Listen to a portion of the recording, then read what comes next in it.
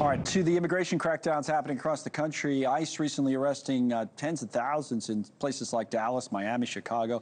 But it's interesting, those immigration-related arrests are unusually low in the Pacific Northwest. NewsNation's Allie Bradley is live today in Washington State, joins us now. What's happening there, Allie? Yeah, well, a lot of the focus is elsewhere right now, Connell. We know that immigration enforcement, we're seeing double digits when we look at other major cities when it comes to that interior enforcement and those arrests. But the long and short of it is data that we obtained shows thousands of arrests, double digits in these other cities. So we're talking about in Chicago around 17,000 ICE arrests, in Dallas around 22,000, and then in Miami about 29,000. And this is arguably a hub for immigration, Miami. We know that's a big hub there.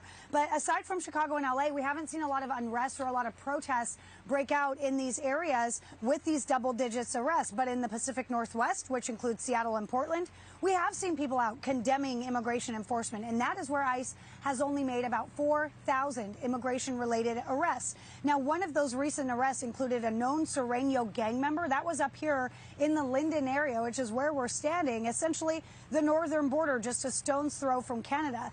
And it was not the first time that they tried to catch this man either. He actually fled in the past. He even rammed an ICE officer's vehicle last month. Now he's in ICE custody facing assault on a federal officer charges. So it's not because of a lack of people living here illegally leading to lower arrest numbers than what we're seeing in other cities. When we look at data from sources, it shows that more than 126,000 people are on ICE's radar here in this region. More than 11,000 are convicted criminals, and more than 27,000 have a final order of removal. Now, that means a judge said, hey, you don't qualify for asylum, you've got to go, but they're still here. So we're talking about 27,000 of those individuals. Now, Connell, this all comes, as we know, the borders are Tom Homan. He has talked about Portland and Seattle many times. He's even visited Portland.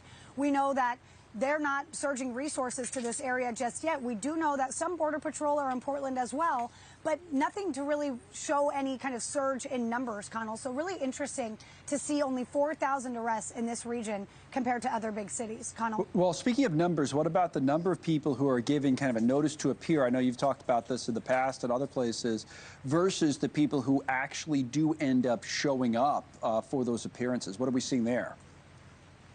Yeah, so we're talking about 70% of people aren't showing up right now for their court hearings because they're scared of ICE. We've seen ICE showing up at court, right? So they're not showing up for their court hearings. And despite a lot of money being thrown at immigration, a lot of it is not going to the courts and the legal processes, but rather to detention and enforcement.